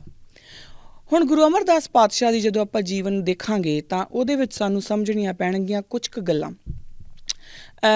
ਬੇਸਿਕਲੀ ਜੋ ਆਪਾਂ ਕਰ ਰਹੇ ਹਾਂ ਉਹ ਇਹੀ ਕਰ ਰਹੇ ਹਾਂ ਕਿ ਜੋ ਸਾਡੇ ਕੋਲ ਸਾਖੀ ਰੂਪ ਦੇ ਵਿੱਚ ਇਤਿਹਾਸ ਮੌਜੂਦ ਹੈ ਗੁਰੂ ਸਾਹਿਬਾਨਾਂ ਦਾ, ਆਪਾਂ ਉਹਨਾਂ ਦੇ ਵਿੱਚੋਂ ਹੀ ਲੈ ਰਹੇ ਹਾਂ ਗੱਲਾਂ ਔਰ ਉਹਨਾਂ ਨੂੰ ਹੀ ਗੁਰਬਾਣੀ ਦੇ ਅਕੋਰਡਿੰਗ ਆਪਾਂ ਇੰਟਰਪ੍ਰੇਟ ਕਰਨ ਦੀ ਕੋਸ਼ਿਸ਼ ਕਰ ਰਹੇ ਹਾਂ ਕਿ ਗੁਰਬਾਣੀ ਕੀ ਕਹਿੰਦੀ ਹੈ। ਔਰ ਮੈਂ ਇਹ ਗੱਲ ਬੜੀ ਵਾਰੀ ਆਪ ਜੀ ਨੂੰ ਬੇਨਤੀ ਕਰ ਲਈ ਔਰ ਮੈਂ ਦੁਬਾਰਾ ਇਹੀ ਗੱਲ ਬੋਲੂੰਗੀ ਕਿ ਜਦੋਂ ਵੀ ਸਾਡੇ ਕੋਲ ਕੋਈ ਕਹਿੰਦਾ ਹੈ ਕਿ ਆਹ ਸਾਡੀ ਸਾਖੀ ਇਤਿਹਾਸ ਹੈ ਔਰ ਫਿਰ ਅਗਲਾ ਕਹਿੰਦਾ ਹੈ ਕਿ ਇਹ ਝੂਠ ਹੈ, ਕੋਈ ਇਹ ਵੀ ਕਹਿ ਦਿੰਦਾ ਨਾ ਕਿ ਗੱਪਾਂ ਆ, ਕੋਈ ਕਹਿ ਦਿੰਦਾ ਸੱਚ ਹੈ, ਸਾਨੂੰ ਇਸ ਚੱਕਰ 'ਚ ਪੈਣਾ ਹੀ ਨਹੀਂ ਆ। ਕਿਉਂਕਿ ਨਾ ਤਾਂ ਉਸ ਸਮੇਂ ਤੁਸੀਂ ਉੱਥੇ ਸੀ, ਨਾ ਮੈਂ ਉੱਥੇ ਸੀ, ਨਾ ਕਵੀ ਸੰਤੋਖ ਸਿੰਘ ਉੱਥੇ ਸੀ, ਨਾ ਜਿਹੜੇ ਉਹਨਾਂ ਨੂੰ ਗਲਤ ਕਹਿ ਰਹੇ ਉਹ ਉੱਥੇ ਸੀ, ਹੈ ਨਾ। ਪਰ ਇਹ ਜਿਹੜਾ ਸਾਖੀ ਇਤਿਹਾਸ ਹੁੰਦਾ ਨਾ, ਇਹ ਸਾਡੇ ਕੋਲ ਸਾਡਾ ਇੱਕ ਆਰਟੀਫੈਕਟ ਵਾਂਗੂ ਹੈ। ਇਹ ਸਾਡੇ ਕੋਲ ਸਾਡੇ ਸਰੋਤ ਨੇ। ਆਪਾਂ ਇਹਨਾਂ ਨੂੰ ਅਗਰ ਖ਼ਤਮ ਕਰਦੇ ਜਾਵਾਂਗੇ, ਕਹਾਂਗੇ ਇਹ ਵੀ ਗੱਪ, ਇਹ ਬਹੁਤ ਵੱਡਾ ਵਰਡ ਹੈ ਗੱਪ, ਜੋ ਸਾਡੇ ਲੋਕਾਂ ਨੇ ਪਤਾ ਨਹੀਂ ਐਵੇਂ ਖੇਡ ਹੀ ਬਣਾ ਲਿਆ। ਹਰ ਕਿਸੇ ਉੱਤੇ ਇਲਜ਼ਾਮ ਪਤਾ ਨਹੀਂ ਆਪਾਂ ਕਿੱਦਾਂ ਲਾ ਦਿੰਦੇ ਹਾਂ। ਸੋ ਆਪਾਂ ਇਸ ਚੱਕਰ 'ਚ ਨਹੀਂ ਪੈਣਾ ਕਿ ਕੀ ਸੱਚ ਆ ਕੀ ਨਹੀਂ। ਆਪਾਂ ਸਿਰਫ ਇਹ ਦੇਖਣਾ ਕਿ ਗੁਰਬਾਣੀ ਸਾਨੂੰ ਕੀ ਕਹਿ ਰਹੀ ਹੈ। ਗੁਰਬਾਣੀ ਜਿਸ ਚੀਜ਼ ਵਾਸਤੇ ਗੁਰਬਾਣੀ, ਜਿਹੜੀ ਸਾਖੀ ਤਾਂ ਗੁਰਬਾਣੀ ਦੇ ਪੈਰਾਮੀਟਰਸ ਦੇ ਉੱਪਰ ਖਰੀ ਉਤਰਦੀ ਹੈ ਉਹ ਤਾਂ ਅਸੀਂ ਉਹਨੂੰ ਮੰਨਾਂਗੇ 100% ਸੱਚ। ਜਿਹੜੀ ਨਹੀਂ ਉਤਰਦੀ ਆਪਾਂ ਉਹਨੂੰ ਝੂਠ ਵੀ ਨਹੀਂ ਮੰਨਦੇ, ਆਪਾਂ ਉਹਨੂੰ ਸੱਚ ਵੀ ਨਹੀਂ ਮੰਨਦੇ, ਅਸੀਂ ਉਹਨੂੰ ਇੱਕ ਸਾਈਡ 'ਤੇ ਕਰ ਦਾਂਗੇ। ਸਾਨੂੰ ਸਿਰਫ ਇੱਕ ਛਾਨਣਾ ਲਾਉਣਾ ਆ ਕਿ ਸਾਡੇ ਵਾਸਤੇ ਕਿਹੜੀਆਂ ਚੀਜ਼ਾਂ, ਜਿੱਦਾਂ ਸਾਡੀਆਂ ਮਾਈਆਂ ਜਦੋਂ ਅੱਜ ਕੱਲ੍ਹ ਤਾਂ ਹੁਣ ਮੈਨੂੰ ਨਹੀਂ ਲੱਗਦਾ ਕਿ ਬਹੁਤ ਸਾਰੇ ਲੋਕਾਂ ਨੂੰ ਇਹ ਗੱਲ ਸਮਝ ਵੀ ਆਊਗੀ, ਪਰ ਜਦੋਂ ਅਸੀਂ ਦਾਣੇ ਛੱਟਦੇ ਹੁੰਦੇ ਸੀਗੇ ਨਾ, ਸਾਡੀਆਂ ਬੀਬੀਆਂ ਦਾਣੇ ਛੱਟਦੀਆਂ ਹੁੰਦੀਆਂ ਸੀ ਤਾਂ ਛੱਜ 'ਚ ਪਾ ਕੇ ਉਹ ਦਾਣੇ ਜਦੋਂ ਛੱਟਣਾ ਸ਼ੁਰੂ ਕਰਦੀਆਂ ਸੀਗੀਆਂ ਅਤੇ ਜਿਹੜੇ ਕੱਖ ਕੰਡੇ ਜੋ ਵੀ ਹੁੰਦੇ ਸੀਗੇ ਉਹ ਆਪਣੇ ਆਪ ਹੀ ਛੱਟ ਕੇ ਬਾਹਰ ਆਈ ਜਾਂਦੇ ਸੀ, ਫਿਰ ਉਹਨਾਂ ਨੂੰ ਸਾਈਡ 'ਤੇ ਕਰ ਦਿੰਦੀਆਂ ਸੀ। ਹੁਣ ਉਹ ਜਿਹੜੇ ਕੱਖ ਕੰਡੇ ਹੁੰਦੇ ਸੀਗੇ ਉਹ ਨਹੀਂ ਚਾਹੀਦੇ ਸਾਨੂੰ। ਇਸੇ ਤਰੀਕੇ ਨਾਲ ਸਾਡੇ ਕੋਲ ਗੁਰਬਾਣੀ ਜਿਹੜੀ ਗੁਰੂ ਗ੍ਰੰਥ ਸਾਹਿਬ ਮਹਾਰਾਜ ਦੇ ਰੂਪ ਦੇ ਵਿੱਚ ਸਾਡੇ ਕੋਲ ਇੱਕ ਬਹੁਤ ਵੱਡਾ ਜਿਹੜਾ ਹੈ ਇੰਸਟੀਟਿਊਸ਼ਨ ਬੈਠਾ ਹੈ। ਅਸੀਂ ਆਪਣੇ ਇੰਸਟੀਟਿਊਸ਼ਨ ਨੂੰ ਪੁੱਛੀਏ ਕਿ ਗੁਰੂ ਮਹਾਰਾਜ ਕਿਹੜੀ ਗੱਲ ਸੱਚ ਹੈ, ਕਿਹੜੀ ਗੱਲ ਨੂੰ ਅਸੀਂ ਲੈਣਾ ਹੈ, ਕਿਹੜੀ ਗੱਲ ਨੂੰ ਨਹੀਂ ਲੈਣਾ। ਜੇ ਲੈਣਾ ਹੈ ਤਾਂ ਕਿਸ ਤਰੀਕੇ ਨਾਲ ਲੈਣਾ। ਕੋਈ ਕਿਰਨਪ੍ਰੀਤ ਕੋਈ ਨਹੀਂ ਹੁੰਦੀ, ਕਿਸੇ ਕਿਰਨਪ੍ਰੀਤ ਦੀ ਕਿਸੇ XYZ ਕਿਸੇ ਬੰਦੇ ਦੀ ਔਕਾਤ ਨਹੀਂ ਹੈ ਕਿ ਉਹ ਗੁਰਬਾਣੀ ਨੂੰ ਪੂਰੇ ਤਰੀਕੇ ਨਾਲ ਸਮਝ ਕੇ ਦੱਸ ਸਕੇ। ਹਰ ਇੱਕ ਇਨਸਾਨ ਜੋ ਵੀ ਬੋਲਦਾ, ਜੇ ਮੈਂ ਬੋਲਦੀ ਹਾਂ ਤਾਂ ਮੈਂ ਵੀ ਆਪਣੀ ਜਿੰਨੀ ਕੁ ਮੇਰੀ ਉਹ ਬੁੱਧੀ ਹੈ ਉਹਦੇ ਹਿਸਾਬ ਨਾਲ ਮੈਂ ਵੀ ਬੋਲੀ ਜਾਂਦੀ ਹਾਂ। ਜੇ ਕੋਈ ਹੋਰ ਬੋਲਦਾ ਉਹ ਆਪਣੀ ਬੁੱਧੀ ਦੇ ਹਿਸਾਬ ਨਾਲ ਬੋਲੀ ਜਾਂਦਾ। ਤੁਹਾਡਾ ਮੇਰਾ ਗੁਰੂ ਗੁਰੂ ਗ੍ਰੰਥ ਸਾਹਿਬ ਮਹਾਰਾਜ ਹੈ। ਜਦ ਤੱਕ ਸਾਨੂੰ ਇਹ ਗੱਲ ਸਮਝ ਨਹੀਂ ਆਉਂਦੀ ਕਿ ਸਾਨੂੰ ਗੁਰੂ ਗ੍ਰੰਥ ਸਾਹਿਬ ਮਹਾਰਾਜ ਦੀ ਸਮਝ ਸਿਰਫ ਗੁਰੂ ਗ੍ਰੰਥ ਸਾਹਿਬ ਮਹਾਰਾਜ ਦੀ ਸ਼ਰਨ ਦੇ ਵਿੱਚ ਜਾ ਕੇ ਆ ਸਕਦੀ ਹੈ, ਕਿਸੇ ਬੰਦੇ ਕੋਲੋਂ ਨਹੀਂ ਆ ਸਕਦੀ। ਕਿਉਂਕਿ ਹਰ ਇੱਕ ਬੰਦੇ ਦਾ ਆਪਣਾ ਇੱਕ ਮਾਈਂਡ ਸੈੱਟ ਹੈ, ਹਰ ਇੱਕ ਬੰਦੇ ਦਾ ਆਪਣਾ ਇੱਕ ਸੋਚਣ ਦਾ ਨਜ਼ਰੀਆ ਹੈ। ਕੋਈ ਠੀਕ ਸੋਚਦਾ, ਕੋਈ ਗਲਤ ਸੋਚਦਾ, ਹਰ ਕਿਸੇ ਦਾ ਆਪਣਾ ਆਪਣਾ ਤਰੀਕਾ ਹੈ। ਸੋ ਆਪਾਂ ਇਸ ਤਰੀਕੇ ਨਾਲ ਸਿਰਫ ਅਸੀਂ ਆਪਣੇ ਗੁਰੂ ਗ੍ਰੰਥ ਸਾਹਿਬ ਮਹਾਰਾਜ ਦੇ ਸ਼ਰਨ 'ਚ ਜਾ ਕੇ ਉਹਨਾਂ ਕੋਲੋਂ ਪੁੱਛੀਏ ਕਿ ਉਹ ਸਾਨੂੰ ਕੀ ਕਹਿੰਦੇ ਨੇ। ਜੇ ਗੁਰੂ ਗ੍ਰੰਥ ਸਾਹਿਬ ਮਹਾਰਾਜ ਕਹਿ ਰਹੇ ਨੇ ਕਿ ਆਹ ਮੇਰੇ ਸਿਧਾਂਤਾਂ ਦੇ ਉੱਤੇ ਖਰਾ ਉਤਰਦਾ ਹੈ, ਉਹਨੂੰ ਲੈ ਲਿਓ। ਜਿਹੜਾ ਨਹੀਂ ਉਤਰਦਾ ਉਹਨੂੰ ਛੱਡ ਦਿਓ, ਚਾਹੇ ਉਹ ਕੋਈ ਵੀ ਬੋਲ ਰਿਹਾ ਹੋਏ, ਚਾਹੇ ਉਹ ਕੋਈ ਵੀ ਬੋਲ ਰਿਹਾ ਹੋਏ। ਜੋ ਇਨਸਾਨ ਤੁਹਾਨੂੰ ਲੱਗਦਾ ਹੋਏ ਕਿ ਇਹ ਤਾਂ ਸਾਕਸ਼ਾਤ ਰੱਬ ਹੀ ਹੈ, ਕਿਉਂਕਿ ਸਾਡੇ 'ਚੋਂ ਬਹੁਤ ਸਾਰੇ ਲੋਕ ਜਿਹੜੇ ਉਲਝ ਗਏ ਆ ਨਾ ਇਹਨਾਂ ਚੀਜ਼ਾਂ ਦੇ ਵਿੱਚ, ਜਾਂ ਸ਼ਾਇਦ ਜਿਹੜੇ ਨਿਕਲ ਹੀ ਨਹੀਂ ਸਕੇ, ਕਿਉਂਕਿ ਗੁਰੂ ਨਾਨਕ ਨੇ ਸਾਨੂੰ ਇਹਨਾਂ ਗੱਲਾਂ 'ਚੋਂ ਹੀ ਕੱਢਿਆ ਸੀ ਅਤੇ ਆਪਾਂ ਫਿਰ ਉਹਨਾਂ ਵਿੱਚ ਹੀ ਵੜ ਗਏ, ਸ਼ਾਇਦ ਉਹ ਨਿਕਲੇ ਹੀ ਨਹੀਂ ਸੀ ਕਦੀ। ਜਦੋਂ ਅਸੀਂ ਇਹ ਦੇਖਦੇ ਹਾਂ ਨਾ ਕਿ ਆਹ ਚੀਜ਼ ਜਿਹੜੀ ਆ ਉਹ ਮੇਰੇ ਆ ਜਿਹੜੇ ਫਲਾਣੇ ਬਾਬਾ ਜੀ ਜਾਂ ਕਿਸੇ ਨੂੰ ਵੀ, ਜਿਹਨੂੰ ਵੀ ਇਹ ਲੋਕ ਜਿਹਦੇ ਨਾਲ ਵੀ ਉਹ ਲੱਗੇ ਹੋਏ ਆ, ਆਪਾਂ ਜਦੋਂ ਇਹ ਦੇਖਦੇ ਹਾਂ ਕਿ ਉਹ ਮੈਨੂੰ ਇਹ ਕਹਿੰਦੇ ਆ, ਹੈ ਨਾ, ਤਾਂ ਆਪਾਂ ਇਨਸਾਨ ਦੀ ਪੂਜਾ ਫਿਰ ਕਰਨ ਲੱਗ ਗਏ ਹਾਂ। ਆਪਾਂ ਫਿਰ ਉਹ ਇਨਸਾਨ ਵੱਲ ਚੱਲ ਗਏ, ਸਾਡਾ ਸ਼ਬਦ ਸਾਡਾ ਗੁਰੂ ਨਾ ਰਹਿ ਗਿਆ। ਫਿਰ ਜਦੋਂ ਸ਼ਬਦ ਗੁਰੂ ਦੀ ਗੱਲ ਕਰਾਂਗੇ ਤਾਂ ਸਾਨੂੰ ਗੁਰੂ ਗ੍ਰੰਥ ਸਾਹਿਬ ਨੂੰ ਹੀ ਅਥਾਰਟੀ ਮੰਨਣਾ ਪਊਗਾ। ਔਰ ਗੁਰੂ ਗ੍ਰੰਥ ਸਾਹਿਬ ਦੀ ਵਿਆਖਿਆ ਨਹੀਂ ਹੋ ਸਕਦੀ। ਕਿਉਂ ਨਹੀਂ ਹੋ ਸਕਦੀ? ਕਿਉਂਕਿ ਇਨਸਾਨ ਦੀ ਵਿਆਖਿਆ ਨਹੀਂ ਹੋਇਆ ਕਰਦੀ। ਜੋ ਜੀਂਦਾ ਜਾਗਦੀ ਰੂਹ ਹੋਵੇ ਉਹਦੀ ਵਿਆਖਿਆ ਨਹੀਂ ਹੁੰਦੀ। ਮੈਂ ਅਗਰ ਕੁਛ ਬੋਲ ਰਹੀ ਹਾਂ ਔਰ ਤੁਹਾਨੂੰ ਅਗਰ ਮੇਰੇ ਤੋਂ ਕੋਈ ਸਵਾਲ ਹੈ ਤਾਂ ਤੁਸੀਂ ਮੈਨੂੰ ਪੁੱਛੋਗੇ ਕਿ ਤੁਸੀਂ ਆਹ ਗੱਲ ਬੋਲੀ ਸੀ, ਇਹਦਾ ਮਤਲਬ ਕੀ ਹੈ, ਜਾਂ ਤੂੰ ਆਹ ਗੱਲ ਬੋਲ ਕੇ ਗਈ ਹੈ, ਇਹ ਸਹੀ ਹੈ ਗਲਤ ਹੈ, ਔਰ ਅਗਰ ਬੋਲੀ ਹੈ ਤਾਂ ਕਿਸ ਆਧਾਰ 'ਤੇ ਬੋਲੀ, ਤੁਸੀਂ ਮੈਨੂੰ ਪੁੱਛੋਗੇ, ਕਿਉਂਕਿ ਮੈਂ ਜੀਂਦੀ ਹਾਂ, ਮੈਂ ਜਾਗਦੀ ਹਾਂ ਹਜੇ, ਹੈ ਨਾ, ਮਰੀ ਨਹੀਂ, ਜਾਂ ਇਸ ਤਰ੍ਹਾਂ ਨਹੀਂ ਆ ਕਿ ਮੈਂ ਹੈ ਹੀ ਨਹੀਂ। ਹੁਣ ਜਦੋਂ ਅਸੀਂ ਗੁਰੂ ਗ੍ਰੰਥ ਸਾਹਿਬ ਮਹਾਰਾਜ ਦੀ ਗੱਲ ਕਰਦੇ ਹਾਂ, ਇੱਕ ਪਾਸੇ ਤਾਂ ਆਪਾਂ ਉਹਨਾਂ ਨੂੰ ਕਹਿੰਦੇ ਹਾਂ ਕਿ ਉਹ ਸਾਡੇ ਲਿਵਿੰਗ ਗੁਰੂ ਹੈ, ਲਿਵਿੰਗ ਗੁਰੂ ਕਹਿੰਦੇ ਹਾਂ। ਦੂਸਰੇ ਪਾਸੇ ਅਸੀਂ ਉਹਨਾਂ ਦੇ, ਉਹ ਸਾਨੂੰ ਕੀ ਕਹਿਣਾ ਚਾਹ ਰਹੇ ਨੇ, ਉਹ ਮੇਰੇ ਨਾਲ ਕੀ ਗੱਲ ਕਰਨੀ ਚਾਹ ਰਹੇ ਨੇ, ਉਹਦੇ ਵਾਸਤੇ ਅਸੀਂ ਜ਼ਰੀਏ ਲੱਭਦੇ ਫਿਰਦੇ ਹਾਂ ਕਿ ਮੈਨੂੰ ਕੋਈ ਹੋਰ A ਡੇਰੇ ਵਾਲਾ ਸਮਝਾ ਦੇ, ਕੋਈ B ਡੇਰੇ ਵਾਲਾ ਸਮਝਾ ਦੇ, ਕੋਈ C ਡੇਰੇ ਵਾਲਾ ਸਮਝਾ ਦੇ। ਇੰਝ ਨਹੀਂ ਹੁੰਦਾ। ਗੁਰੂ ਨਾਲ ਗੱਲ ਜਿਹੜੀ ਆ ਉਹ ਗੁਰੂ ਦੇ ਸ਼ਰਨ ਦੇ ਵਿੱਚ ਜਾ ਕੇ ਹੀ ਹੋ ਸਕਦੀ ਹੈ। ਕਿਸੇ ਬੰਦੇ ਦੀ ਸ਼ਰਨ 'ਚ ਜਾ ਕੇ ਤੁਸੀਂ ਗੁਰੂ ਨਾਲ ਗੱਲ ਨਹੀਂ ਕਰ ਸਕਦੇ, ਉਹ ਬੰਦੇ ਨਾਲ ਹੀ ਗੱਲ ਕਰਾਂਗੇ। ਸੋ ਜਦੋਂ ਆਪਾਂ ਗੁਰੂ ਅਮਰਦਾਸ ਪਾਤਸ਼ਾਹ ਦੀ ਜਿਹੜੀ ਆਪਾਂ ਜ਼ਿੰਦਗੀ ਦੇ ਉੱਤੇ ਜਦੋਂ ਆਪਾਂ ਝਾਤੀ ਹੁਣ ਮਾਰਨੀ ਹੈ ਕਿ ਉਹਨਾਂ ਨੇ ਜੋ ਆਪਣਾ ਜੀਵਨ ਜੀ ਕੇ ਜੋ ਸਾਨੂੰ ਉਹਨਾਂ ਨੇ ਗੁਰੂ ਨਾਨਕ ਦੇ ਸਿਧਾਂਤ ਦ੍ਰਿੜ ਕਰਾਏ, ਉਹ ਕਿੱਦਾਂ ਕਰਾਏ ਆ, ਉਹ ਕਿਵੇਂ ਕੀਤਾ ਹੈ। ਹੁਣ ਆਪਾਂ ਉਹਦੇ ਉੱਤੇ ਜਦੋਂ ਝਾਤ ਮਾਰਨੀ ਹੈ ਤਾਂ ਸਭ ਤੋਂ ਪਹਿਲੀ ਗੱਲ ਜਿਹੜੀ ਹੈ ਉਹ ਸਾਨੂੰ ਇਹ ਸਮਝਣੀ ਪਊਗੀ ਕਿ ਗੁਰੂ ਅਮਰਦਾਸ ਪਾਤਸ਼ਾਹ ਦਾ 60 ਸਾਲ ਦੀ ਉਮਰ ਦੇ ਵਿੱਚ ਉਹ ਗੁਰੂ ਅੰਗਦ ਦੇਵ ਮਹਾਰਾਜ ਦੀ ਸ਼ਰਨ ਦੇ ਵਿੱਚ ਆਉਂਦੇ ਨੇ। ਉਸ ਤੋਂ ਪਹਿਲਾਂ ਉਹਨਾਂ ਨੇ ਕੀ ਕੀਤਾ, ਉਹ ਕਦੋਂ ਕਿੱਥੇ ਗਏ, ਉਹਨਾਂ ਨੇ ਕਿੰਨੇ ਤੀਰਥ ਨਾਤੇ, ਕਿੰਨੇ ਨਹੀਂ ਨਾਤੇ, ਉਹਦੇ ਨਾਲ ਸਾਨੂੰ ਕੋਈ ਲੈਣਾ ਦੇਣਾ ਨਹੀਂ। ਕਿਉਂਕਿ ਉਹ ਜਿਹੜੀ ਕਹਾਣੀ ਹੈ ਉਹ ਸਾਡੇ ਗੁਰੂ ਅਮਰਦਾਸ ਪਾਤਸ਼ਾਹ ਦੀ ਨਹੀਂ, ਉਹ ਅਮਰਦਾਸ ਦੀ ਹੋ ਸਕਦੀ ਆ, ਉਹ ਕਿਸੇ ਹੋਰ ਦੀ ਹੋ ਸਕਦੀ ਆ। ਪਰ ਜਦੋਂ ਆਪਾਂ ਆਪਣੇ ਗੁਰੂ ਦੀ ਗੱਲ ਕਰਨੀ ਹੈ ਤਾਂ ਉਹ ਉਦੋਂ ਹੀ ਕਰਾਂਗੇ ਜਦੋਂ ਉਹ ਗੁਰਤਾ ਗੱਦੀ ਦੇ ਉੱਤੇ ਆ ਗਏ ਨੇ। ਜਦੋਂ ਗੁਰੂ ਅੰਗਦ ਦੇਵ ਪਾਤਸ਼ਾਹ ਉਹਨਾਂ ਨੂੰ ਗੁਰੂ ਥਾਪ ਦਿੰਦੇ ਨੇ, ਜਦੋਂ ਉਹਨਾਂ ਨੂੰ ਕਹਿ ਦਿੰਦੇ ਨੇ ਕਿ ਹੁਣ ਤੀਸਰਾ ਗੁਰੂ ਜਿਹੜਾ ਹੈ ਸਿੱਖਾਂ ਦਾ ਉਹ ਗੁਰੂ ਅਮਰਦਾਸ ਪਾਤਸ਼ਾਹ ਨੇ, ਉਸ ਤੋਂ ਬਾਅਦ ਉਹ ਕੀ ਕਹਿੰਦੇ ਨੇ, ਸਾਡਾ ਫਰਮਾਨ ਉਹ ਹੈ, ਸਾਨੂੰ ਉਹ ਫਰਮਾਨ ਹੈ, ਹੋਰ ਕੋਈ ਸਾਡਾ ਉਸ ਤੋਂ ਪਹਿਲਾਂ ਦਾ ਕੋਈ ਮਤਲਬ ਨਹੀਂ। ਹੁਣ ਜਦੋਂ ਆਪਾਂ ਇਹਦੇ ਵਿੱਚ ਹੀ ਗੱਲ ਕਰਦੇ ਹਾਂ ਤਾਂ ਇੱਕ ਉਹਨਾਂ ਦੀ ਸਾਖੀ ਜੋ ਅਕਸਰ ਹੀ ਸੁਣਨ ਨੂੰ ਮਿਲਦੀ ਹੈ ਕਿ ਉਹ ਕਿਤੇ ਦਰਸ਼ਨਾਂ ਨੂੰ ਜਾ ਰਹੇ ਸੀ ਔਰ ਰਸਤੇ ਦੇ ਵਿੱਚ ਕੋਈ ਉਹਨਾਂ ਨੂੰ ਸਾਧੂ ਮਿਲਿਆ ਔਰ ਉਹਨੇ ਕਿਹਾ ਕਿ ਤੇਰਾ ਗੁਰੂ ਕੌਣ ਹੈ। ਹੁਣ ਇਸ ਸਾਖੀ ਦੀਆਂ ਬੜੀਆਂ ਕਿਸਮਾਂ ਨੇ। ਕੋਈ ਕਹਿੰਦਾ ਕਿ ਉਹਨਾਂ ਨੇ ਪਾਣੀ ਮੰਗਿਆ ਸੀ ਅਤੇ ਗੁਰੂ ਅਮਰਦਾਸ ਪਾਤਸ਼ਾਹ ਉਹਨਾਂ ਨੂੰ ਪਾਣੀ ਦਿੰਦੇ ਨੇ, ਜਾਂ ਉਸ ਟਾਈਮ 'ਤੇ ਜੋ ਵੀ ਇਨਸਾਨ ਨੇ ਉਹ ਉਹਨਾਂ ਨੂੰ ਪਾਣੀ ਦਿੰਦੇ ਨੇ, ਉਹ ਸਾਧੂ ਨੂੰ। ਤਾਂ ਸਾਧੂ ਕਹਿੰਦਾ ਕਿ ਤੇਰਾ ਗੁਰੂ ਕੌਣ ਹੈ? ਉਹ ਕਹਿੰਦੇ ਮੇਰਾ ਤਾਂ ਕੋਈ ਗੁਰੂ ਨਹੀਂ, ਅਤੇ ਉਹ ਪਾਣੀ ਉੱਥੇ ਛੱਡ ਦਿੰਦਾ। ਹੁਣ ਇਹ ਇੱਕ ਹੈ ਸਾਖੀ ਰੂਪ, ਇਹ ਗੱਲ ਸਮਝੀਏ ਆਪਾਂ, ਪਰ ਇਸ ਦਾ ਮੇਰੇ ਨਾਲ ਕੀ ਲੈਣਾ ਦੇਣਾ, ਕਿਉਂਕਿ ਉਹ ਮੇਰਾ ਗੁਰੂ ਤਾਂ ਹੈ ਨਹੀਂ। ਜੋ ਪਾਣੀ ਦੇ ਰਿਹਾ ਆ ਜਾਂ ਜੋ ਪਾਣੀ ਲੈ ਰਿਹਾ ਆ ਉਹਦੇ ਵਿੱਚੋਂ ਮੇਰਾ ਗੁਰੂ ਤਾਂ ਕੋਈ ਵੀ ਨਹੀਂ। ਉਹ ਕਹਿ ਰਿਹਾ ਤੇਰਾ ਗੁਰੂ ਕੌਣ ਹੈ? ਉਹ ਕਹਿੰਦਾ ਮੇਰੇ ਕੋਈ ਗੁਰੂ ਨਹੀਂ। ਉਹ ਆਪਾਂ ਇੱਕ ਆਮ ਜਿਹੜੀ ਜਨ ਜੀਵਨ ਦੇ ਵਿੱਚੋਂ ਇੱਕ ਗੱਲਾਂ ਆਉਂਦੀਆਂ ਨੇ ਨਾ, ਆਪਾਂ ਉਹਨੂੰ ਉਸ ਤਰੀਕੇ ਨਾਲ ਹੀ ਸਮਝ ਸਕਦੇ ਹਾਂ। ਮੇਰੀ ਗੱਲ ਗੁਰੂ ਨਾਲ ਸ਼ੁਰੂ ਕਿੱਥੋਂ ਹੁੰਦੀ ਆ ਉਹ ਆਪਾਂ ਸਮਝਣਾ। ਹੁਣ ਇੱਥੋਂ ਇਸ ਕਰਕੇ ਜਿਹੜੀਆਂ ਪੁਰਾਣੀਆਂ ਗੱਲਾਂ ਨੇ ਉਹ ਸਾਰੀਆਂ ਆਪਾਂ ਮਾਈਨਸ ਕਰ ਦਈਏ, ਉਹ ਸਾਰੀਆਂ ਛੱਡ ਦਈਏ। ਕਿਉਂਕਿ ਕਿਸੇ ਨੇ ਮੇਰੇ ਕੋਲ ਸਵਾਲ ਪੁੱਛਿਆ ਸੀਗਾ ਕਿ ਗੁਰੂ ਅਮਰਦਾਸ ਜੀ ਦਾ ਵਿਆਹ ਕਿੱਦਾਂ ਹੋਇਆ ਸੀ? ਬੇਦੀ ਨਾਲ ਹੋਇਆ ਸੀ, ਇਸ ਕਰਕੇ ਉਹ ਹਿੰਦੂ ਸੀ। ਬਈ 60 ਸਾਲ ਦੀ ਉਮਰ ਦੇ ਵਿੱਚ ਉਹਨਾਂ ਦਾ ਵਿਆਹ ਨਹੀਂ ਸੀ ਨਾ ਹੋਇਆ। ਸੋ ਇਸ ਕਰਕੇ ਉਸ ਤੋਂ ਪਹਿਲਾਂ ਉਹ ਕੀ ਸੀ, ਕਿੱਦਾਂ ਉਹਨਾਂ ਦਾ ਵਿਆਹ ਹੋਇਆ, ਨੋਟ ਬੋਦਰਡ। ਕਿਉਂਕਿ ਉਹ ਮੇਰੇ ਗੁਰੂ ਜਦੋਂ ਬਣਦੇ ਨੇ ਉਹ ਉਦੋਂ ਬਣਦੇ ਨੇ ਜਦੋਂ, ਪਹਿਲੀ ਗੱਲ ਤਾਂ ਉਸ ਗੁਰਸਿੱਖ ਹੀ ਉਦੋਂ ਬਣਦੇ ਨੇ ਜਦੋਂ ਗੁਰੂ ਅੰਗਦ ਦੇਵ ਪਾਤਸ਼ਾਹ ਦੀ ਸ਼ਰਨ ਦੇ ਵਿੱਚ ਚਲ ਜਾਂਦੇ ਨੇ। ਜਦੋਂ ਉਹ ਗੁਰਸਿੱਖ ਬਣਦੇ ਨੇ ਉਦੋਂ ਉਹਨਾਂ ਦਾ ਮੇਰੇ ਨਾਲ ਰਿਸ਼ਤਾ ਸ਼ੁਰੂ ਹੁੰਦਾ। ਕਿਉਂਕਿ ਅਸੀਂ ਇੱਕ ਘਰ ਦੇ ਉਦੋਂ ਹੁੰਦੇ ਹਾਂ ਜਦੋਂ ਅਸੀਂ ਇੱਕੋ ਘਰ ਦੇ ਵਿੱਚ ਆਈਏ। ਅਗਰ ਮੈਂ ਸਿੱਖ ਹਾਂ ਅਤੇ ਗੁਰੂ ਪਾਤਸ਼ਾਹ ਜਦੋਂ ਗੁਰੂ ਅੰਗਦ ਦੇਵ ਮਹਾਰਾਜ ਦੀ ਸ਼ਰਨ ਦੇ ਵਿੱਚ ਜਾ ਕੇ ਗੁਰਸਿੱਖ ਬਣਦੇ ਨੇ ਉਦੋਂ ਮੇਰਾ ਉਹਨਾਂ ਨਾਲ ਰਿਸ਼ਤਾ ਸ਼ੁਰੂ ਹੁੰਦਾ। ਉਸ ਤੋਂ ਪਹਿਲਾਂ ਉਹ ਕੀ ਕਰ ਰਹੇ ਸੀ, ਮੇਰਾ ਉਹਨਾਂ ਨਾਲ ਕੋਈ ਰਿਸ਼ਤਾ ਨਹੀਂ। ਸੋ ਗੁਰੂ ਅਮਰਦਾਸ ਪਾਤਸ਼ਾਹ ਦਾ ਜਿਹੜਾ ਵਿਆਹ ਹੈ ਉਹ ਕਿੱਦਾਂ ਹੋਇਆ, ਕਿੱਦਾਂ ਨਹੀਂ ਹੋਇਆ, ਸਾਨੂੰ ਉਹਦਾ ਕੋਈ ਮਤਲਬ ਨਹੀਂ। ਗੁਰੂ ਨਾਨਕ ਪਾਤਸ਼ਾਹ ਦਾ ਵਿਆਹ ਕਿੱਦਾਂ ਹੋਇਆ ਉਹਦੇ ਬਾਰੇ ਸਾਨੂੰ ਸਮਝਣਾ ਪਊਗਾ। ਖੈਰ, ਉਹ ਆਪਾਂ ਜਦੋਂ ਸਵਾਲ ਜਵਾਬ ਕਰਾਂਗੇ ਉਹਦੇ ਵਿੱਚ ਮੈਂ ਇਸ ਸਵਾਲ ਦਾ ਜਵਾਬ ਜ਼ਰੂਰ ਦਊਂਗੀ। ਪਰ ਗੁਰੂ ਅਮਰਦਾਸ ਪਾਤਸ਼ਾਹ ਦੇ ਵਿਆਹ ਦੇ ਨਾਲ ਸਾਡਾ ਕੋਈ ਤਾਲੁਕਾਤ ਨਹੀਂ ਬਣਦਾ, ਕਿਉਂਕਿ ਉਦੋਂ ਉਹ ਗੁਰੂ ਨਹੀਂ ਔਰ ਉਹ ਗੁਰਸਿੱਖ ਵੀ ਨਹੀਂ। ਅਗਲੀ ਗੱਲ 'ਤੇ ਆਈਏ ਤਾਂ ਹੁਣ ਆਪਾਂ ਗੱਲ ਸ਼ੁਰੂ ਕਿੱਥੋਂ ਕਰਨੀ ਹੈ ਗੁਰੂ ਅਮਰਦਾਸ ਮਹਾਰਾਜ ਦੀ। ਜਿਹੜੀ ਪਹਿਲੀ ਜਿਹੜੀ ਸਾਖੀ ਰੂਪ ਦੇ ਵਿੱਚ ਸਾਨੂੰ ਸਮਝ ਆਉਂਦੀ ਆ, ਜਾਂ ਜੋ ਗੁਰਬਾਣੀ ਦੇ ਜਦੋਂ ਫੁਰਕਾਨ ਦੇ ਉੱਤੇ ਜੋ ਪੈਰਾਮੀਟਰ ਦੇ ਉੱਪਰ ਆਪਾਂ ਉਹਨੂੰ ਪਰਖ ਕੇ ਦੇਖਦੇ ਹਾਂ ਤਾਂ ਉੱਥੋਂ ਗੱਲ ਸ਼ੁਰੂ ਹੁੰਦੀ ਹੈ। ਜਦੋਂ ਉਹਨਾਂ ਦੇ ਅੰਦਰ ਗੁਰੂ ਅੰਗਦ ਦੇਵ ਪਾਤਸ਼ਾਹ, ਗੁਰੂ ਨਾਨਕ ਪਾਤਸ਼ਾਹ ਦੇ ਘਰ ਦੇ ਵਿੱਚ ਜਾਣ ਦੀ ਤਾਂਘ ਉਤਪੰਨ ਹੁੰਦੀ ਆ, ਉਸ ਸਮੇਂ ਤੋਂ ਅਸੀਂ ਗੁਰੂ ਅਮਰਦਾਸ ਪਾਤਸ਼ਾਹ ਦੀ ਜਿਹੜੀ ਜੋ ਜੀਵਨ ਹੈ, ਜੋ ਲਾਈਫ ਹੈ, ਉੱਥੋਂ ਅਸੀਂ ਦੇਖਣੀ ਸ਼ੁਰੂ ਕਰਾਂਗੇ। ਕਿਉਂਕਿ ਗੁਰਸਿੱਖੀ ਦਾ ਜਿਹੜਾ ਜੀਵਨ ਆ ਉਹ ਉੱਥੋਂ ਸ਼ੁਰੂ ਹੁੰਦਾ। ਹੁਣ ਇਹ ਵੀ ਇੱਕ ਸਾਖੀ ਰੂਪ ਦੇ ਵਿੱਚ ਸਾਡੇ ਸਾਰਿਆਂ ਕੋਲ ਮੌਜੂਦ ਹੈ। ਸਾਨੂੰ ਸਾਰਿਆਂ ਨੂੰ ਪਤਾ ਹੈ ਕਿ ਔਰ ਬੜੀ ਵਾਰੀ ਇਹ ਗੱਲ ਪ੍ਰਚਾਰੀ ਵੀ ਗਈ ਹੈ, ਸੁਣਾਈ ਵੀ ਗਈ ਹੈ। ਸੋ ਮੇਰਾ ਇਹਨੂੰ ਮੈਂ ਬਹੁਤੀ ਡਿਟੇਲ ਦੇ ਵਿੱਚ ਨਹੀਂ ਸੁਣਾਉਂਗੀ, ਕਿਉਂਕਿ ਮੈਂ ਕਥਾਵਾਚਕ ਵੀ ਨਹੀਂ ਅਤੇ ਮੈਂ ਸਾਖੀਆਂ ਵੀ ਨਹੀਂ ਸੁਣਾ ਸਕਦੀ। ਉਹ ਕੰਮ ਜਿਹੜੇ ਨੇ ਉਹ ਬੜੇ ਗਿਆਨੀ ਲੋਕ ਨੇ ਜਿਹੜੇ ਕਰ ਸਕਦੇ ਨੇ। ਮੈਂ ਤਾਂ ਸਿਰਫ ਜਿਹੜੀਆਂ ਫਿਲੋਸਫੀਕਲ ਗੱਲਾਂ ਨੇ ਜਾਂ ਆਈਡੀਓਲੋਜੀਕਲ ਗੱਲਾਂ ਨੇ, ਮੈਂ ਤਾਂ ਉਹਨਾਂ ਦੇ ਉੱਤੇ ਗੱਲ ਕਰ ਸਕਦੀ ਹਾਂ। ਸੋ ਆਪਾਂ ਜਦੋਂ ਗੁਰੂ ਪਾਤਸ਼ਾਹ ਗੁਰੂ ਅਮਰਦਾਸ ਪਾਤਸ਼ਾਹ ਜਿਹੜੇ ਨੇ ਉਹ ਬੀਬੀ ਅਮਰੋ ਕੋਲੋਂ ਗੁਰੂ ਨਾਨਕ ਦੀ ਬਾਣੀ ਸੁਣਦੇ ਨੇ।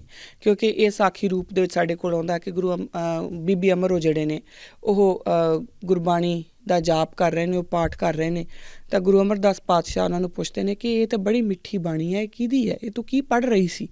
ਤਾਂ ਬੀਬੀ ਅਮਰੋ ਫਿਰ ਉਹਨਾਂ ਨੂੰ ਦੱਸਦੇ ਨੇ ਕਿ ਇਹ ਗੁਰੂ ਨਾਨਕ ਪਾਤਸ਼ਾਹ ਦੀ ਬਾਣੀ ਹੈ।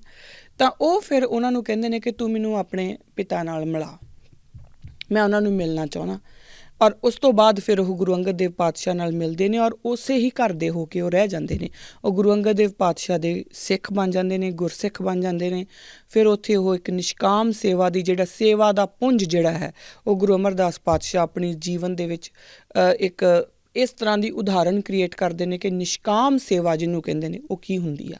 ਉਹ ਗੁਰੂ ਅਮਰਦਾਸ ਪਾਤਸ਼ਾਹ ਸਾਨੂੰ ਇੱਕ ਐਗਜ਼ਾਮਪਲ ਕ੍ਰੀਏਟ ਕਰਕੇ ਦੱਸਦੇ ਨੇ ਕਿ ਜੇ ਤੁਸੀਂ ਕਦੀ ਸੋਚੋ ਕਿ ਅਸੀਂ ਨਿਸ਼ਕਾਮ ਸੇਵਾ ਕਰਨੀ ਹੈ ਤਾਂ ਆਹ ਲੈਵਲ ਹੈ ਨਿਸ਼ਕਾਮ ਸੇਵਾ ਦਾ, ਉਸ ਤੋਂ ਥੱਲੇ ਕੁਛ ਨਹੀਂ। ਇਹ ਸਾਖੀ ਰੂਪ ਦੇ ਵਿੱਚ ਸਾਡੇ ਕੋਲ ਆਉਂਦਾ ਔਰ ਫਿਰ ਆਪਾਂ ਸਾਰੇ ਜਾਣਦੇ ਹਾਂ ਕਿ ਉਹ ਫਿਰ ਕਿਸ ਤਰੀਕੇ ਦੇ ਨਾਲ ਗੁਰੂ ਪਾਤਸ਼ਾਹ ਦੇ ਨਾਲ ਰਹਿੰਦੇ ਨੇ। ਫਿਰ ਉਹਨਾਂ ਦਾ ਜਦੋਂ ਉਹ ਗੁਰੂ ਅੰਗਦ ਦੇਵ ਮਹਾਰਾਜ ਉਹਨਾਂ ਨੂੰ ਗੁਰੂ ਥਾਪਦੇ ਨੇ, ਇਹ ਸਾਰੀ ਗੱਲ ਸਾਨੂੰ ਪਤਾ।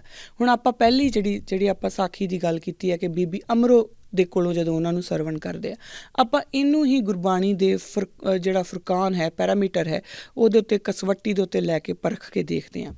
ਜਾਂ ਇਹ ਕਹਿ ਲਈਏ ਕਿ ਪਰਖ ਕੇ ਨਹੀਂ, ਆਪਾਂ ਇਹ ਦੇਖਦੇ ਹਾਂ ਕਿ ਇਹਨਾਂ ਨੇ ਇਸ ਦੇ ਵਿੱਚ ਗੁਰੂ ਪਾਤਸ਼ਾਹ ਸਾਨੂੰ ਕੀ ਸਮਝਾਉਣਾ ਚਾਹ ਰਹੇ ਨੇ।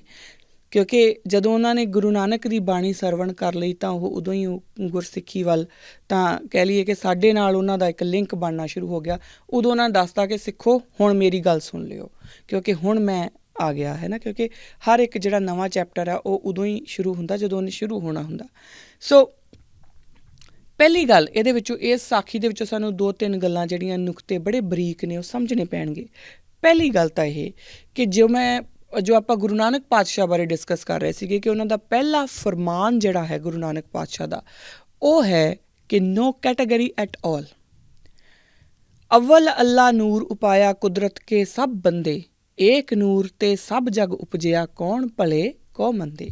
ਹੁਣ ਜਦੋਂ ਇਹ ਗੱਲ ਆਪਾਂ ਕਰਦੇ ਹਾਂ, ਜਦੋਂ ਗੁਰੂ ਗ੍ਰੰਥ ਸਾਹਿਬ ਮਹਾਰਾਜ ਸਾਨੂੰ ਇਹ ਗੱਲ ਬੋਲਦੇ ਨੇ ਤਾਂ ਉਹਦੇ ਵਿੱਚ ਇੱਕੋ ਹੀ ਗੱਲ ਸਮਝ ਆਉਂਦੀ ਹੈ ਕਿ ਅਵਲ ਅੱਲਾਹ ਨੂਰ ਉਪਾਇਆ, ਸਾਰੀ ਜਿਹੜੀ ਕਾਇਨਾਤ ਦਾ ਇੱਕੋ ਹੀ ਪਰਮਾਤਮਾ ਹੈ ਜਿਸ ਨੇ ਸਾਰੀ ਦੁਨੀਆ ਨੂੰ ਬਣਾਇਆ, ਔਰ ਕੁਦਰਤ ਦੇ ਉਸੇ ਦੇ ਹੀ ਸਭ ਬੰਦੇ ਨੇ। ਹੁਣ ਇਹਦਾ ਮਤਲਬ ਕੀ ਹੈ? ਔਰ ਇਹ ਆਪਾਂ ਗੁਰੂ ਨਾਨਕ ਪਾਤਸ਼ਾਹ ਦੀ ਜਦੋਂ ਆਪਾਂ ਲਾਈਫ ਦੇ ਬਾਰੇ ਡਿਸਕਸ ਕਰ ਰਹੇ ਸੀ, ਉਦੋਂ ਬੜਾ ਡੀਟੇਲ ਦੇ ਵਿੱਚ ਆਪਾਂ ਇਹ ਡਿਸਕਸ ਕੀਤਾ ਕਿ ਗੁਰੂ ਪਾਤਸ਼ਾਹ ਨੇ ਇੱਕ ਗੱਲ ਸਮਝਾਈ ਹੈ ਕਿ ਕੋਈ ਕੈਟਾਗਰੀ ਗੁਰੂ ਨਾਨਕ ਦੇ ਘਰ ਦੇ ਵਿੱਚ ਅਲਾਊਡ ਨਹੀਂ। ਜੇ ਅਸੀਂ ਕਿਸੇ ਵੀ ਕੈਟਾਗਰੀ ਦੇ ਵਿੱਚ ਪੈਂਦੇ ਹਾਂ, ਊਚ ਨੀਚ, ਔਰਤ ਮਰਦ, ਚੰਗਾ ਬੁਰਾ, ਕਿਸੇ ਤਰ੍ਹਾਂ ਦੀ ਵੀ ਕੈਟਾਗਰੀ ਦੇ ਵਿੱਚ ਪੈਂਦੇ ਹਾਂ, ਤਾਂ ਅਸੀਂ ਗੁਰੂ ਨਾਨਕ ਨੂੰ ਪਿੱਠ ਦਿੰਦੇ ਹਾਂ। ਇਸ ਦਾ ਮਤਲਬ ਆਪਾਂ ਬੜਾ ਡਿਟੇਲ ਦੇ ਵਿੱਚ ਆਲਰੇਡੀ ਗੱਲ ਕਰ ਚੁੱਕੇ ਹਾਂ, ਮੈਂ ਦੁਬਾਰਾ ਉਹਨੂੰ ਦੁਹਰਾ ਕੇ ਸਮਾਂ ਖਰਾਬ ਨਹੀਂ ਕਰੂੰਗੀ।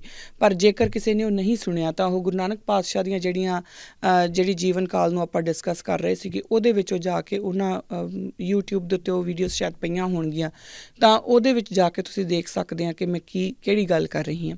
ਸੋ ਕੋਈ ਕੈਟਾਗਰੀ ਜਿਹੜੀ ਆ ਅਲਾਊਡ ਨਹੀਂ ਆ। ਹੁਣ ਇੱਥੇ ਇੱਕ ਗੱਲ ਆਪਾਂ ਦੇਖੀਏ ਕਿ ਜੋ ਬੀਬੀ ਅਮਰੋ ਹੈ, ਉਹ ਰਿਸ਼ਤੇ ਵਿੱਚ ਉਹਨਾਂ ਗੁਰੂ ਮਹਾਰਾਜ ਦੇ, ਗੁਰੂ ਅਮਰਦਾਸ ਪਾਤਸ਼ਾਹ ਦੇ ਨੂੰਹ ਲੱਗਦੇ ਨੇ। ਔਰ ਉਸ ਸਮੇਂ ਔਰ ਅੱਜ ਤੱਕ ਵੀ ਇਹ ਗੱਲ ਚੱਲਦੀ ਆ ਰਹੀ ਹੈ ਵੈਸੇ, ਪਰ ਉਸ ਸਮੇਂ ਜ਼ਿਆਦਾ ਸੀ ਕਿ ਜਦੋਂ ਇੱਕ ਘਰ ਦੇ ਵਿੱਚ ਇੱਕ ਨੂੰਹ ਅਤੇ ਸਹੁਰੇ ਦਾ ਪਰਦਾ ਵੀ ਹੁੰਦਾ ਸੀਗਾ, ਇੱਕ ਗੱਲ। ਦੂਜੀ ਗੱਲ, ਜਿਹੜੀ ਨੂੰਹ ਹੁੰਦੀ ਆ ਉਹ ਹਮੇਸ਼ਾ ਬਾਹਰੋਂ ਆਈ ਹੁੰਦੀ ਆ, ਔਰ ਉਹਨੂੰ ਕਦੀ ਵੀ ਘਰ ਦੇ ਵਿੱਚ ਉਹ ਸਨਮਾਨ ਨਹੀਂ ਸੀ ਦਿੱਤਾ ਜਾਂਦਾ। ਔਰ ਇਹ ਉਹਨਾਂ ਵੇਲਿਆਂ 'ਚ ਗੱਲਾਂ ਚੱਲਦੀਆਂ ਸੀਗੀਆਂ।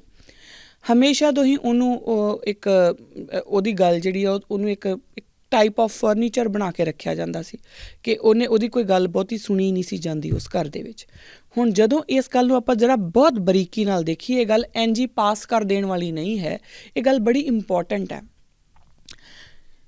ਜਦੋਂ ਇੱਕ ਤਾਂ ਇਹ ਜਿਹੜੀ ਨੂੰਹ ਸਹੁਰਾ, ਵੱਡਾ ਛੋਟਾ, ਕੌਣ ਜ਼ਿਆਦਾ ਗਿਆਨੀ ਹੋ ਸਕਦਾ, ਕਿਉਂਕਿ ਅੱਜ ਵੀ ਸਾਡੇ ਘਰਾਂ ਦੇ ਵਿੱਚ ਇਹੀ ਗੱਲ ਆਉਂਦੀ ਆ ਕਿ ਅਗਰ ਕੋਈ ਬੱਚਾ ਆਪਣੇ ਮਾਂ ਬਾਪ ਨੂੰ, ਚਾਹੇ ਉਹ ਨੂੰਹ ਆਪਣੇ ਸਹੁਰੇ ਨੂੰ ਕਹੇ, ਜਾਂ ਜਵਾਈ ਆਪਣੀ ਸੱਸ ਜਾਂ ਸਹੁਰੇ ਨੂੰ ਕਹੇ, ਜਾਂ ਧੀ ਆਪਣੇ ਬਾਪ ਨੂੰ ਕਹੇ, ਜਾਂ ਮੁੰਡਾ ਆਪਣੇ ਬਾਪ ਨੂੰ ਕਹੇ, ਇੱਕ ਗੱਲ ਮੰਨ ਲਈ ਜਾਂਦੀ ਆ, ਔਰ ਹਮੇਸ਼ਾ ਇਹ ਕਿਹਾ ਜਾਂਦਾ ਕਿ ਅਸੀਂ ਵੱਡੇ ਹਾਂ, ਸਾਨੂੰ ਤੁਹਾਡੇ ਤੋਂ ਜ਼ਿਆਦਾ ਪਤਾ। ਗੁਰੂ ਨਾਨਕ ਦੇ ਘਰ ਦੇ ਵਿੱਚ ਇਹ ਕੈਟਾਗਰੀ ਨਹੀਂ ਹੈ, ਨਾ ਤਾਂ ਉਮਰ ਦੇ ਨਾਲ ਅਤੇ ਨਾ ਰਿਸ਼ਤੇ ਦੇ ਨਾਲ ਤੁਸੀਂ ਵੱਡੇ ਹੁੰਦੇ ਆ। ਗਿਆਨ ਵੱਲੋਂ ਉਮਰ ਦੇ ਵਿੱਚ ਤਾਂ ਤੁਸੀਂ ਅਗਰ ਵੱਡੇ ਹੈਗੇ ਆ, ਔਰ ਤੁਹਾਡੀ ਇੱਕ ਜਿਹੜੀ ਇੱਜ਼ਤ ਆ ਡੈਫੀਨੇਟਲੀ ਉਹ ਬਰਕਰਾਰ ਹੈ। ਤਾਂ ਮੇਰਾ ਕਹਿਣ ਦਾ ਮਤਲਬ ਇੱਕ ਤਾਂ ਹੀ ਨਹੀਂ ਆ ਕਿ ਬੱਚੇ ਹੁਣ ਕੱਲ੍ਹ ਨੂੰ ਸਵੇਰੇ ਉੱਠ ਕੇ ਕਹਿਣਾ ਸ਼ੁਰੂ ਕਰ ਦੇਣ ਕਿ daddy I am more intelligent than you. ਇੱਦਾਂ ਨਹੀਂ ਹੁੰਦਾ। ਸਿਰਫ ਕਹਿ ਦੇਣ ਨਾਲ ਨਹੀਂ, ਤੁਹਾਨੂੰ ਆਪਣੇ ਇੰਟੈਲੈਕਟ ਜਿਹੜਾ ਉਹ ਸਾਬਤ ਵੀ ਕਰਨਾ ਪਊਗਾ, ਔਰ ਇੰਟੈਲੈਕਟ ਸਾਬਤ ਕਰਨ ਦੇ ਲਈ ਜਿਹੜੇ ਉਲਟੇ ਪੁਲਟੇ ਤਰਕ ਨਹੀਂ ਚੱਲਦੇ ਹੁੰਦੇ, ਲੌਜਿਕ ਰੈਸ਼ਨੈਲਿਟੀ ਦੇ ਨਾਲ ਗੱਲ ਕਰਨੀ ਪਊਗੀ। ਸੋ ਗੁਰੂ ਨਾਨਕ ਦੇ ਘਰ ਦੇ ਵਿੱਚ ਇਹ ਚੀਜ਼ ਵੀ ਜਿਹੜੀ ਆ ਉਹ ਡਿਸਮੈਂਟਲ ਹੁੰਦੀ ਆ ਕਿ ਤੁਸੀਂ ਇੱਕ ਨੂੰਹ ਜਿਹੜੀ ਆ ਉਹ ਸਹੁਰੇ ਨਾਲ ਗੱਲ ਹੀ ਨਹੀਂ ਕਰਦੀ, ਕਿਉਂਕਿ ਉਸ ਵੇਲੇ ਦਾ ਅਗਰ ਤੁਸੀਂ ਉਹ ਪੂਰਾ ਸਮਾਂ ਪੜ੍ਹੋ ਤਾਂ ਸਾਨੂੰ ਸਮਝ ਆਉਂਦੀ ਹੈ ਕਿ ਉਸ ਵੇਲੇ ਦੇ ਘਰਾਂ ਦੀ ਸਥਿਤੀ ਕਿੱਦਾਂ ਦੀ ਹੁੰਦੀ ਸੀ। ਨੂੰਹ ਸਹੁਰੇ ਨਾਲ ਆਪਸ 'ਚ ਗੱਲ ਨਹੀਂ ਕਰਦੀ। ਨੂੰਹ ਦੇ ਵਾਸਤੇ ਸਹੁਰੇ ਦਾ ਜੋ ਕਿਹਾ ਉਹ ਫਰਮਾਨ ਹੈ। ਅੱਜ ਵੀ ਸਾਡੇ ਘਰਾਂ 'ਚ ਇੰਝ ਹੀ ਹੁੰਦਾ ਆ। ਜ਼ਰਾ ਸੋਚ ਕੇ ਦੇਖਿਓ, ਜੇ ਅਗਰ ਕੋਈ ਨੂੰਹ ਜਾਂ ਕੋਈ ਜਿਹਨੂੰ ਆਪਾਂ ਵਿਆਹ ਕੇ ਲਿਆਉਂਦੇ ਹਾਂ, ਉਹ ਇੱਕ XYZ ਘਰ ਦੇ ਵਿੱਚ ਜਾਂਦੀ ਹੈ। ਹੁਣ ਜਿਹੜਾ ਘਰ ਹੈ ਉਹ ਕਿਸੇ ਇੱਕ ਡੇਰੇ ਨੂੰ ਮੰਨਦਾ, ਉਹ ਜਿਹੜੀ ਧੀ ਰਾਣੀ ਜਿਹੜੀ ਵਿਆਹ ਕੇ ਆਈ ਹੈ ਉਹ ਕਹਿੰਦੀ ਵੀ ਮੈਂ ਤਾਂ ਇਸ ਡੇਰੇ ਕੋਲ ਨਹੀਂ ਜਾ ਸਕਦੀ, ਤਾਂ ਉਹਨੂੰ ਟੌਰਚਰ ਕੀਤਾ ਜਾਂਦਾ ਮੈਂਟਲੀ ਕਿ ਤੂੰ ਜਾਣਾ ਹੀ ਜਾਣਾ ਪੈਣਾ, ਤੈਨੂੰ ਸਾਡੇ ਨਾਲ ਚੱਲ ਜੀ, ਮੱਥਾ ਨਾ ਟੇਕੀ। ਫਿਰ ਉਹ ਜਾ ਕੇ ਮੱਥਾ ਵੀ ਟੇਕੀ। ਉਹ ਜਿਹੜੀਆਂ ਆਪਣੇ ਰੰਗ ਦੇ ਵਿੱਚ ਰੰਗਣ ਦੀ ਗੱਲ ਹੈ ਕਿ ਕਿਉਂਕਿ ਹੁਣ ਤੂੰ, ਔਰ ਇਹ ਬਕਾਇਦਾ ਇਹ ਗੱਲਾਂ ਕਹੀਆਂ ਜਾਂਦੀਆਂ ਕਿ ਤੇਰਾ ਹੁਣ ਵਿਆਹ ਹੋ ਗਿਆ, ਜੋ ਤੇਰੇ ਮਾਂ ਬਾਪ ਦਾ ਸੀਗਾ ਉਹ ਛੁੱਟ ਗਿਆ, ਹੁਣ ਤੂੰ ਇਸ ਸਾਰੀ ਚੀਜ਼ ਨੂੰ ਜਿਹੜਾ ਉਹ ਅਪਣਾ ਲਾ। ਪਰ ਇਹ ਗੁਰੂ ਨਾਨਕ ਦੇ ਘਰ ਦੀ ਵਡਿਆਈ ਹੈ। ਮੇਰੀ ਹੱਥ ਜੋੜ ਕੇ ਬੇਨਤੀ ਹੈ, ਇਸ ਚੀਜ਼ ਨੂੰ ਬੜੇ ਧਿਆਨ ਨਾਲ, ਬੜੀ ਬਰੀਕੀ ਨਾਲ ਸਮਝਣ ਦੀ ਕੋਸ਼ਿਸ਼ ਕਰਿਆ ਜੇ। ਇਹ ਗੁਰੂ ਨਾਨਕ ਦੇ ਘਰ ਦੀ ਹੀ ਵਡਿਆਈ ਹੈ ਕਿ ਜਿੱਥੇ ਨੂੰਹ ਜਿਹੜੀ ਹੈ ਉਹ ਕੁਝ ਕਹਿ ਰਹੀ ਹੈ ਔਰ ਸਹੁਰਾ ਕਹਿੰਦਾ ਕਿ ਮੈਨੂੰ ਤਾਂ ਬਹੁਤ ਵਧੀਆ ਲੱਗਾ, ਮੈਨੂੰ ਆਪਣੇ ਪਿਤਾ ਜੀ ਨਾਲ ਮਿਲਾ। ਹੁਣ ਅਗਲੀ ਗੱਲ ਜਿਹੜੀ ਆਉਂਦੀ ਆ ਉਹ ਇਹ ਹੈ ਕਿ ਕੁੜਮ ਹੈ, ਔਰ ਜੋ ਉਸ ਵੇਲੇ ਦੇ ਲੋਕਾਂ ਦੇ ਵਿੱਚ ਇਹ ਗੱਲ ਸੀ, ਅੱਜ ਵੀ ਉਹੀ ਚੱਲਦੀ ਆ ਰਹੀ ਆ ਕਿ ਜਿਹੜੇ ਕੁੜੀ ਵਾਲੇ ਹੁੰਦੇ ਆ ਉਹ ਨੀਵੇਂ ਹੁੰਦੇ ਆ, ਮੁੰਡੇ ਵਾਲੇ ਉੱਚੇ ਹੁੰਦੇ। ਜਿਹੜੀਆਂ ਇਹ ਹਰ ਜਗ੍ਹਾ ਦੇ ਉੱਤੇ ਬੜੀਆਂ ਰਬਿਸ਼ ਗੱਲਾਂ ਅੱਜ ਵੀ ਚੱਲਦੀਆਂ। ਅੱਜ ਵੀ ਬਹੁਤ ਸਾਰੇ ਘਰ ਐਸੇ ਨੇ ਜਿਹਦੇ 'ਚ ਇਹ ਮੰਨਿਆ ਜਾਂਦਾ ਹੈ ਕਿ ਕੁੜੀ ਵਾਲੇ ਹੀ ਰਿਸ਼ਤਾ ਲੈ ਕੇ ਆਉਣਗੇ, ਅਸੀਂ ਮੁੰਡੇ ਵਾਲੇ ਅਸੀਂ ਰਿਸ਼ਤਾ ਕਿਉਂ ਲੈ ਕੇ ਜਾਈਏ, ਜਾਂ ਕੁੜੀ ਵਾਲੇ ਆ ਉਹੀ ਸਾਡੇ ਕੋਲ ਆ ਕੇ ਮਾਫੀ ਮੰਗ ਕੇ ਜਾਣ, ਅਸੀਂ ਕਿਉਂ ਜਾਈਏ, ਭਾਵੇਂ ਗਲਤੀ ਸਾਡੀ ਹੋਈ ਕਿਉਂ ਨਾ ਹੋਵੇ। ਇਹ ਗੱਲਾਂ ਅੱਜ ਵੀ ਸਾਡੇ ਸਮਾਜ ਦੇ ਵਿੱਚ ਬਰਕਰਾਰ ਨੇ ਬਹੁਤ ਲੈਵਲ ਤੱਕ। ਪਰ ਗੁਰੂ ਨਾਨਕ ਦੇ ਘਰ ਦੀ ਸਿਫਤ ਦੇਖੀਏ ਤਾਂ ਗੁਰੂ ਨਾਨਕ ਦੇ ਘਰ ਦੇ ਵਿੱਚ ਜਿਹੜੇ ਮੁੰਡੇ ਵਾਲੇ ਨੇ ਉਹ ਆਪਣੇ ਕੁੜਮ ਨੂੰ ਜਾ ਕੇ ਗੁਰੂ ਵੀ ਬਣਾ ਲੈਂਦੇ ਨੇ। ਹੁਣ ਇਹ ਜਿਹੜੀ ਗੱਲਾਂ ਮੈਂ ਕਹਿ ਰਹੀ ਹਾਂ, ਹੋ ਸਕਦਾ ਆਪ 'ਚੋਂ ਕਿਸੇ ਨੂੰ ਇਹ ਲੱਗੇ ਕਿ ਨਹੀਂ ਇਹ ਤਾਂ ਐਵੇਂ ਇੱਦਾਂ ਥੋੜ੍ਹੀ ਆ ਉਹਨਾਂ ਨੇ ਗੁਰਬਾਣੀ ਦੇਖੀ। ਬਿਲਕੁਲ ਗੁਰਬਾਣੀ ਦੇਖੀ। ਜੋ ਆਪ ਨਾਰਾਇਣ ਕਲਾ ਧਾਰ ਇਸ ਜਗ ਮੇ ਪਰਵਰਿਓ, ਗੁਰੂ ਨਾਨਕ ਪਾਤਸ਼ਾਹ ਦੀ ਆਪਾਂ ਗੱਲ ਕਰ ਰਹੇ ਹਾਂ। ਕਿਆ ਸਾਨੂੰ ਇਹ ਲੱਗਦਾ ਆ ਕਿ ਉਹ ਗੁਰੂ ਅਮਰਦਾਸ ਪਾਤਸ਼ਾਹ ਨੂੰ ਜਾਂ ਗੁਰੂ ਅਮਰਦਾਸ ਪਾਤਸ਼ਾਹ ਜਿਹੜੀ ਇੰਨੀ ਰੂਹਾਨੀ ਉਹਨਾਂ ਦੀ ਰੂਹ ਹੋਊਗੀ, ਕਮਾਈ ਤਾਂ ਉਹਨਾਂ ਦੀ ਹੋਊਗੀ ਨਾ, ਜਿਹੜੀ ਉਹ ਆ ਕੇ ਅਤੇ ਫਾਈਨਲੀ ਇਸ ਪਦਵੀ 'ਤੇ ਗੁਰੂ ਦੀ ਪਦਵੀ ਦੇ ਉੱਤੇ ਉਹਨਾਂ ਨੂੰ ਜਿਹੜਾ ਬਿਰਾਜਮਾਨ ਹੋਣ ਦਾ ਮੌਕਾ ਮਿਲਦਾ, ਉਹਨਾਂ ਦੀ ਰੂਹ ਦੀ ਕਮਾਈ ਤਾਂ ਇੰਨੀ ਹੋਊਗੀ ਨਾ। ਸਾਨੂੰ ਕੀ ਲੱਗਦਾ ਕਿ ਕਿਸੇ ਹੋਰ ਜਗ੍ਹਾ ਦੇ ਉੱਤੇ ਉਹ ਨਹੀਂ ਹੋ ਸਕਦੇ ਸੀ, ਜਾਂ ਉਹ ਪਹਿਲਾਂ ਗੁਰੂ ਵਾਲੇ ਨਹੀਂ ਹੋ ਸਕਦੇ ਸੀ? ਬੀਬੀ ਅਮਰੋ ਹੀ ਕਿਉਂ ਰਸਤਾ ਬਣਦੇ ਨੇ, ਜ਼ਰੀਆ ਬਣਦੇ ਨੇ ਗੁਰੂ ਅੰਗਦ ਦੇਵ ਪਾਤਸ਼ਾਹ ਤੱਕ ਜਾਣ ਦਾ? ਇਹ ਗੱਲ ਬੜੀ ਬਰੀਕ ਹੈ ਪਰ ਇਹ ਸਮਝਣ ਵਾਲੀ ਹੈ, ਕਿਉਂਕਿ ਇੱਥੇ ਇੱਕ ਕੈਟਾਗਰੀ ਡਿਸਮੈਂਟਲ ਕਰਨੀ ਸੀ ਕਿ ਜਦੋਂ ਕੋਈ ਰਿਸ਼ਤੇ ਜੁੜਦੇ ਨੇ ਤਾਂ ਜਿਹੜਾ ਭਾਵੇਂ ਤੁਹਾਡਾ ਰਿਸ਼ਤਾ ਜਿਹੜਾ ਮਰਜ਼ੀ ਹੈ, ਵੱਡਾ ਉਹੀ ਜਿਹਦਾ ਗਿਆਨ ਵੱਡਾ ਉਹੀ ਹੋਊਗਾ। ਇਹ ਗੁਰੂ ਪਾਤਸ਼ਾਹ ਦੇ, ਇਹ ਸਾਡੇ ਗੁਰੂ ਨਾਨਕ ਮਹਾਰਾਜ ਦੇ ਘਰ ਦੀ ਸਿਫਤ ਹੈ। ਹੁਣ ਇੱਕ ਬਹੁਤ ਵੱਡਾ ਇਸ ਤੋਂ ਬਾਅਦ ਅੱਗੇ ਜਦੋਂ ਆਪਾਂ ਲੈਜੈਂਡਸ ਪੜ੍ਹਦੇ ਹਾਂ, ਜੋ ਸਾਖੀ ਰੂਪ ਸਾਡੇ ਕੋਲ ਸਾਹਮਣੇ ਆਉਂਦਾ ਕਿ ਗੁਰੂ ਅਮਰਦਾਸ ਪਾਤਸ਼ਾਹ ਜਿਹੜੇ ਨੇ ਉਹ ਗੁਰੂ ਅੰਗਦ ਦੇਵ ਮਹਾਰਾਜ ਦੀ ਸੇਵਾ ਦੇ ਵਿੱਚ 24 ਘੰਟੇ ਰਹਿੰਦੇ ਨੇ। ਔਰ ਕਿਸ ਤਰੀਕੇ ਨਾਲ ਉਹ ਸੇਵਾ ਕਰਦੇ ਨੇ ਇਹਦੇ ਬਾਰੇ ਮੈਂ ਨਹੀਂ ਜ਼ਿਆਦਾ ਵਿਸਥਾਰ 'ਚ ਜਾਊਂਗੀ, ਕਿਉਂਕਿ ਆਪ ਸਭ ਜਾਣਦੇ ਹੋ। ਹੁਣ ਇਸ ਚੀਜ਼ ਨੂੰ ਵੀ ਫਿਰ ਉਸੇ ਗੱਲ ਦੇ ਉੱਤੇ ਲੈ ਕੇ ਆਓ। ਜਦੋਂ ਅਸੀਂ ਇਹ ਕਹਿੰਦੇ ਹਾਂ ਨਾ ਕਿ ਗੁਰੂ ਨਾਨਕ ਤਾਂ ਇਨਸਾਨ ਸੀ, ਹੈ ਨਾ, ਗੁਰੂ ਨਾਨਕ ਤਾਂ ਇੱਕ ਆਮ ਇਨਸਾਨ ਸੀ, ਗੁਰੂ ਨਾਨਕ ਤਾਂ ਇੱਕ ਰੈਵੋਲਿਊਸ਼ਨਰੀ ਸੀ, ਜਾਂ ਗੁਰੂ ਨਾਨਕ ਦਾ ਘਰ ਤਾਂ ਬਸ ਇੱਕ ਆਈਡੀਆ ਹੈ। ਜਦੋਂ ਆਪਾਂ ਇਹੋ ਜਿਹੀਆਂ ਗੱਲਾਂ ਕਰਦੇ, ਸਾਨੂੰ ਇਹਨਾਂ ਚੀਜ਼ਾਂ ਨੂੰ ਸਮਝਣਾ ਪਊਗਾ। ਸਾਡੀ ਅੱਜ ਦੀ ਹਉਮੈ, ਜਿਹੜੇ ਲੋਕ ਵੀ ਇਹ ਗੱਲਾਂ ਕਰਦੇ ਨੇ, ਉਹਨਾਂ ਦਾ ਇੰਨਾ ਹੰਕਾਰ ਹੈ ਕਿ ਅਗਰ ਤੁਸੀਂ ਉਹਨਾਂ ਨੂੰ ਕਹੋ ਕਿ ਤੁਸੀਂ ਆਹ ਭਾਈ ਸਾਹਿਬ ਗਲਤ ਗੱਲ ਬੋਲ ਦਿੱਤੀ ਆ, ਚਲੋ ਸੰਗਤ ਕੋਲੋਂ ਮਾफ़ੀ ਮੰਗ ਲਿਓ, ਉਹ ਮਾफ़ੀ ਨਹੀਂ ਮੰਗਦੇ। ਉਹ ਗੱਲ ਨੂੰ ਗੋਲ ਕਰਦੇ ਆ ਪਰ ਮਾफ़ੀ ਨਹੀਂ ਮੰਗਣਗੇ। ਮੈਂ ਆਪਣੇ ਆਪ ਨੂੰ ਹੀ ਅਗਰ ਸੋਚਾਂ ਕਿ ਅਗਰ ਮੈਨੂੰ ਕੋਈ ਆ ਕੇ ਕਹੇ ਕਿ ਤੂੰ ਗਲਤ ਹੈ ਬਈ, ਤਾਂ ਹੋ ਸਕਦਾ ਇੱਕ ਵਾਰੀ ਮੇਰੇ ਦਿਲ 'ਚ ਆਵੇ ਕਿ ਮੈਂ ਇਹਦੇ ਤੋਂ ਜ਼ਿਆਦਾ ਪੜ੍ਹੀ ਹੋ ਸਕਦੀ ਹਾਂ, ਮੈਂ ਕਿਉਂ ਮੰਨਾਂ।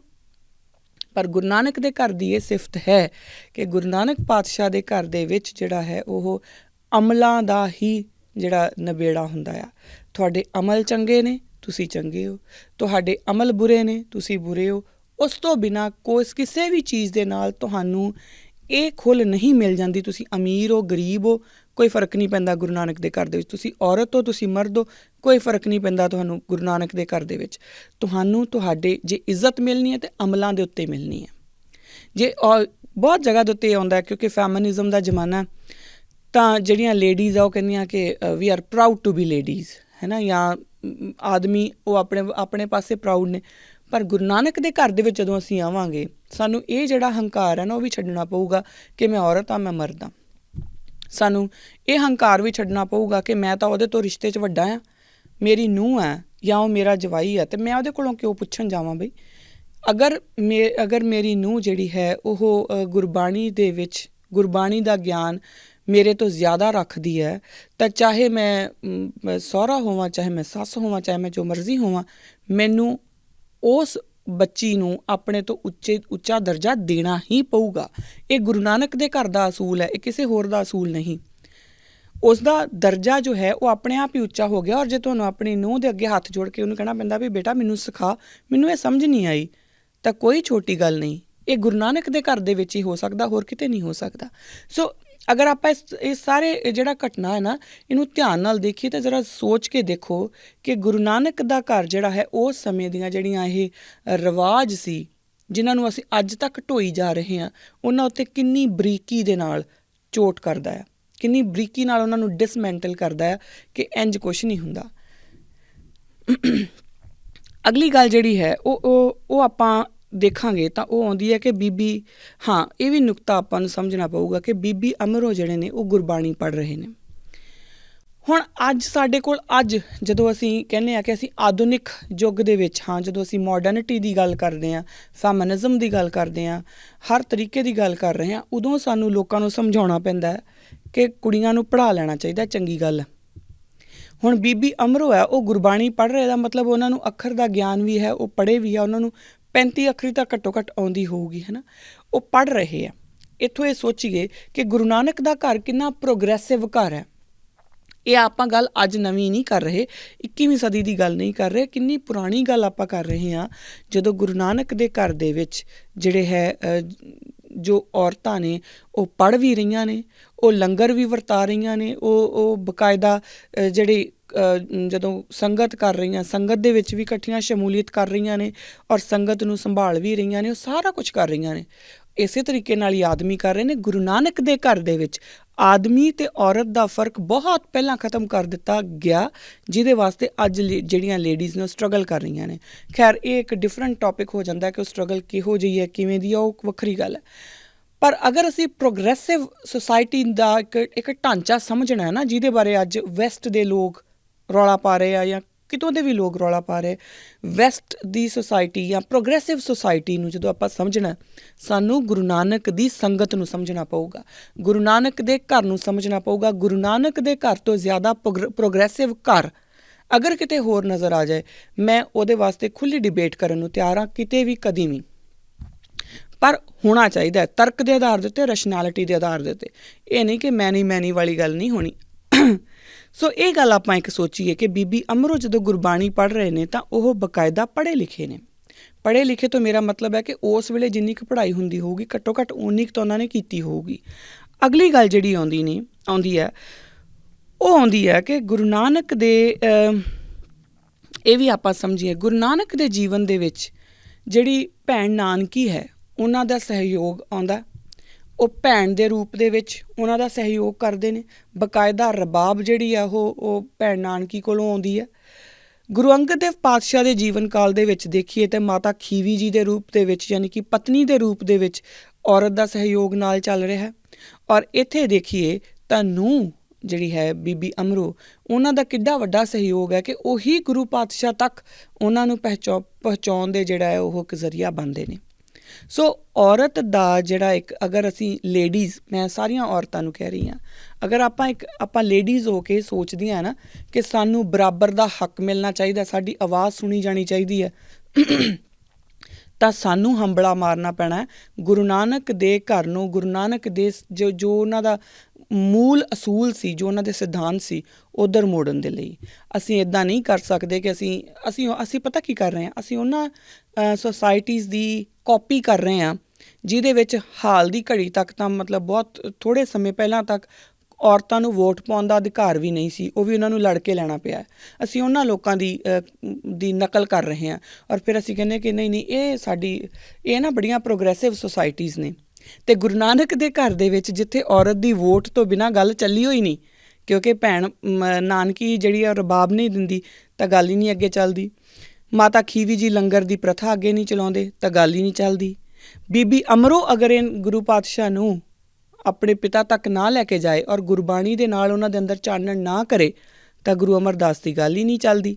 ਸੋ ਗੁਰੂ ਨਾਨਕ ਦੇ ਘਰ ਦੇ ਵਿੱਚ ਜਦੋਂ ਵੋਟ ਜਿਹੜੀ ਹੈ ਉਹ ਆਪਾਂ ਕਦੋਂ ਦੀ, ਇਹ 15ਵੀਂ ਸਦੀ ਦੀ ਗੱਲ ਕਰ ਰਹੇ ਹਾਂ ਔਰ 21ਵੀਂ ਸਦੀ ਦੇ ਵਿੱਚ ਆ ਕੇ ਅਜੇ ਵੀ ਅਸੀਂ ਲੜ ਰਹੇ ਹਾਂ। ਜੇ ਅਸੀਂ ਵਾਕਈ ਪ੍ਰੋਗਰੈਸਿਵ ਸੁਸਾਇਟੀ ਦਾ ਹਿੱਸਾ ਬਣਨੀਆਂ ਚਾਹੁੰਦੀਆਂ ਹਾਂ ਅਸੀਂ ਲੇਡੀਜ਼, ਤਾਂ ਸਾਨੂੰ ਗੁਰੂ ਨਾਨਕ ਦੇ ਘਰ ਵੱਲ ਮੂੰਹ ਕਰਨਾ ਪਊਗਾ।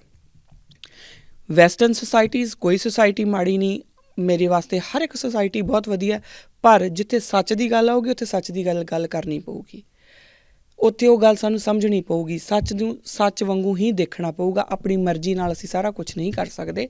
ਸੋ ਇਹ ਇੱਕ ਗੱਲ ਜਿਹੜੀ ਹੈ, ਇਸ ਪੂਰਾ ਜਿਹੜਾ ਇੱਕ ਘਟਨਾਕ੍ਰਮ ਹੈ ਜੋ ਇੱਕ ਸਾਖੀ ਰੂਪ 'ਚ ਸਾਡੇ ਕੋਲ ਆਉਂਦਾ, ਸਾਨੂੰ ਸੁਣਾਇਆ ਗਿਆ, ਅਸੀਂ ਸੁਣਿਆ, ਸੁਣ ਕੇ ਅਸੀਂ ਭੁੱਲ ਗਏ ਕਿ ਬੀਬੀ ਅਮਰੋ ਜਿਹੜੇ ਨੇ ਉਹ ਗੁਰਬਾਣੀ ਪੜ੍ਹ ਰਹੇ ਨੇ ਔਰ ਗੁਰੂ ਅੰਗਦ ਦੇਵ ਪਾਤਸ਼ਾਹ ਕਹਿੰਦੇ ਨੇ ਕਿ ਇਹ ਤੂੰ ਕੀ ਪੜ੍ਹ ਰਹੀ ਹੈ, ਤਾਂ ਉਹ ਦੱਸਦੇ ਨੇ ਕਿ ਗੁਰੂ ਨਾਨਕ ਦੀ ਬਾਣੀ ਹੈ। ਤਾਂ ਫਿਰ ਉਹ ਕਹਿੰਦੇ ਨੇ ਕਿ ਤੁਸੀਂ ਮੈਨੂੰ ਆਪਣੇ ਪਿਤਾ ਜੀ ਤੱਕ ਜਿਹੜਾ ਹੈ ਉਹ ਲੈ ਕੇ ਜਾਓ, ਮੈਨੂੰ ਮਿਲਾਓ।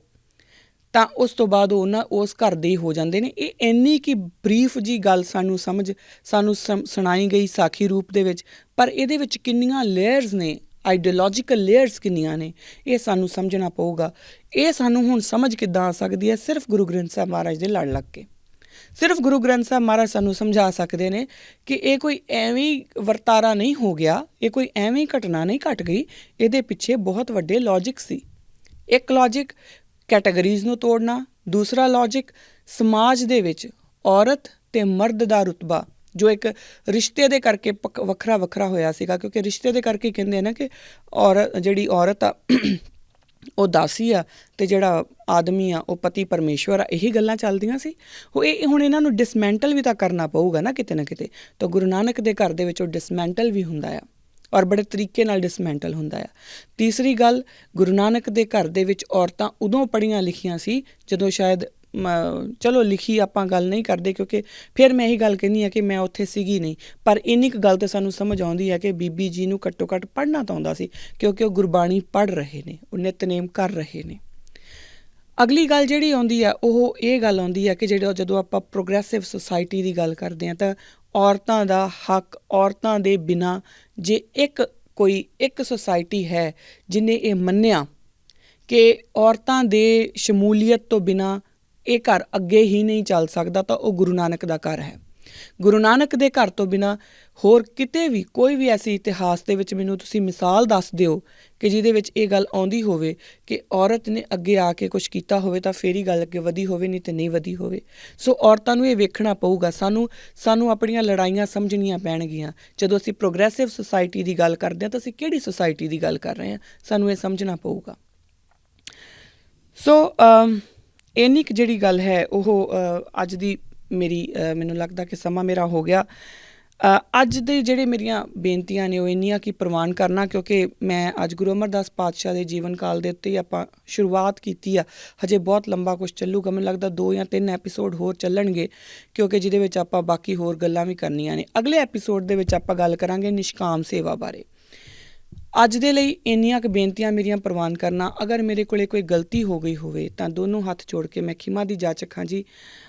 ਗੁਰੂ ਮਹਾਰਾਜ ਅੱਗੇ ਅਰਦਾਸ ਕਰਨਾ ਕਿ ਮੇਰੇ ਕੋਲ ਹਮੇਸ਼ਾ ਜਿਹੜੀ ਪਾਤਸ਼ਾਹ ਆਪਣੇ ਚਰਨਾਂ ਦੇ ਵਿੱਚ ਲਾ ਕੇ ਰੱਖਣ। ਗਲਤ ਬੋਲਾਂ, ਸਹੀ ਬੋਲਾਂ, ਪਰ ਉਹਦੇ ਵਾਸਤੇ ਕਦੀ ਵੀ ਇਸ ਤਰ੍ਹਾਂ ਨਾ ਹੋਵੇ ਕਿ ਮੇਰੇ ਦਿਲ 'ਚ ਕਦੀ ਆਵੇ ਕਿ ਮੈਂ ਤਾਂ ਬਿਲਕੁਲ ਸਹੀ ਬੋਲ ਰਹੀ ਹਾਂ। ਮੈਂ ਹਮੇਸ਼ਾ ਆਪਣੀ ਗਲਤੀ ਮੰਨਣ ਦੇ ਵਾਸਤੇ ਤਿਆਰ ਰਹਾਂ। ਸੋ ਅਗਲੇ ਐਪੀਸੋਡ ਦੇ ਵਿੱਚ ਆਪਾਂ ਫਿਰ ਮਿਲਾਂਗੇ। ਗੁਰੂ ਅਮਰਦਾਸ ਪਾਤਸ਼ਾਹ ਦੀ ਜਿਹੜੀ ਲਾਈਫ ਦੇ ਵਿੱਚੋਂ ਹੀ ਆਪਾਂ ਸਾਖੀ ਰੂਪ 'ਚ ਜੋ ਇਤਿਹਾਸ ਸਾਡੇ ਸਾਹਮਣੇ ਆਉਂਦਾ, ਉਸ ਇਤਿਹਾਸ ਦੇ ਵਿੱਚੋਂ ਉਦਾਹਰਨਾਂ ਲੈ ਕੇ ਆਪਾਂ ਦੇਖਾਂਗੇ ਕਿ ਉਹਨਾਂ ਨੇ ਸਾਨੂੰ ਕੀ ਸਮਝਾਇਆ ਅਤੇ ਆਪਾਂ ਕਿਆ ਉਹ ਸਮਝ ਰਹੇ ਹਾਂ। ਆਪਾਂ ਇਹਦੇ ਉੱਤੇ ਗੱਲ ਅੱਗੇ ਚੱਲਾਂਗੇ। ਅੱਜ ਦੇ ਲਈ ਦਿਓ ਇਜਾਜ਼ਤ। ਕੋਈ ਗਲਤੀ ਹੋ ਗਈ ਹੋਵੇ, ਭੁੱਲਾਂ ਚੁੱਕਾਂ ਦੀ ਖਿਮਾ। ਅਗਲੇ ਐਪੀਸੋਡ ਦੇ ਵਿੱਚ ਫਿਰ ਮਿਲਦੇ ਹਾਂ। ਵਾਹਿਗੁਰੂ ਜੀ ਕਾ ਖਾਲਸਾ, ਵਾਹਿਗੁਰੂ ਜੀ ਕੀ ਫਤਿਹ।